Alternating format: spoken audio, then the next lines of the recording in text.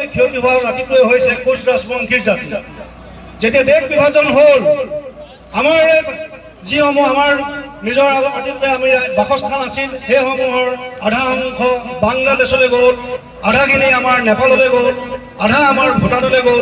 এনেকৈ হোৱাৰ পিছত পুনৰ যেতিয়া আমাৰ ৰাজ্য বিভাজন হ'ল, ৰাজ্য বিভাজন হোৱাৰ পিছত আমাৰ এই জনসাধাৰণ থকা আমাৰ যিখন অতীতৰ ক্ষমতাবোৰ ৰাজ্য আছিল, সেই ৰাজ্যখন এনেকুৱাকৈ চেলেলি ভেদিল কৰিলে, যিটো আজি আমি অনুভৱ কৰিলে আমাৰ গাৰ নোম ভিয়ৰি খাই যায়।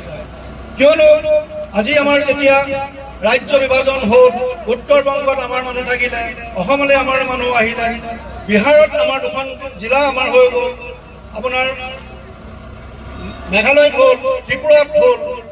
গতিকে এনেকৈ ধৰণে আমাৰ চেলেলি ভেদি কৰাৰ পিছত কিন্তু আমি এতিয়া এটা বস্তু খবৰ পাইছোঁ, চৰকাৰে অবিভক্ত গোৱালপাৰা কোচ ৰাজবংশীসকলক জনজাতিকৰণ কৰি বাকী অসমৰ কোচ ৰাজবংশীসকলক বঞ্চিত কৰাৰ এক চক্ৰ গঢ়ি তুলিছে।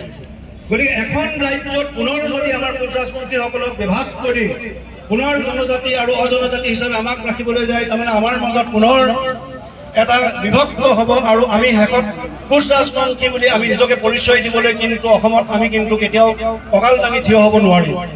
সেই সময় আছে, সময় সমাগত। এতিয়া যদি আমি নিজৰ প্ৰাপ্যৰ কাৰণে, যদি আমি নিজৰ অধিকাৰৰ কাৰণে যদি আমি সংগ্ৰাম নকৰোঁ, এই চৰকাৰে আমাক একো নিদিয়ে। আমি আজি যেতিয়া আমাৰ এটা সময়ত আমি জনজাতিকৰণ কমতাবোৰ ৰাজ্যৰ কাৰণে যেতিয়া আন্দোলন কৰিছিলোঁ, অবিভক্ত গোৱালপাৰাত সাহিত্য পৰিষদ দিলে, আমাৰ তাত কোনো আপত্তি নাই।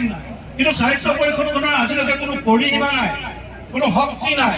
মাত্ৰ সাহিত্য পৰিষদখন দি কেইজনমান ব্যক্তি ধনী হোৱাৰ বাহিৰে কিন্তু একো হোৱা নাই। ই এটা ললিপপ। তাতোতকৈ ডাঙৰ ললিপপ হ'ল অবিভক্ত গোৱালপাৰাক বাদ দি যি আমাক উন্নয়ন পৰিষদখন দিছিলে, উন্নয়ন পৰিষদখন কিন্তু প্ৰণৱ ৰায়দেৱৰ নেতৃত্বত দুৰ্নীতি আৰু দুৰ্নীতি আৰু দুৰ্নীতি হৈ আছে। ইয়াত আজি আমাৰ ইয়াত যিমান সমবেত ৰাইজ আছে, আমাৰ উন্নয়ন পৰিষদৰ বিষয়ে আপোনালোকে জ্ঞাত হয়নে? কোনো জ্ঞাত নহয়।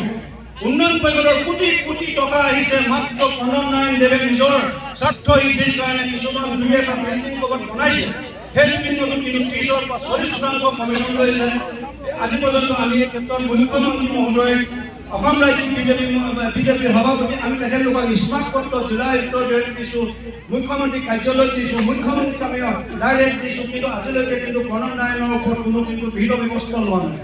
ইয়াৰ অৰ্থ হ'ল চৰকাৰে মাত্ৰ আমাক ললিপপ দিছে, আমি পাওঁ নাপাওঁ মতলব নাই, কিন্তু তেখেতলোকে উন্নয়ন পৰিষদ দিছে আৰু সেই উন্নয়ন পৰিষদৰ কমিশ্যনৰ অংশ কোনোবা মন্ত্ৰী বিধায়কে পাই আছে কাৰণে প্ৰণৱ ৰায়দেৱৰ উন্নয়ন পৰিষদখন কিন্তু আজিলৈকে ভংগ কৰা নাই। গতিকে এই ক্ষেত্ৰত এই প্ৰগ্ৰামটো 21 তাৰিখৰ আমাৰ যি গণসমাৱেশ প্ৰতিবাদী কাৰ্যসূচী আমাৰ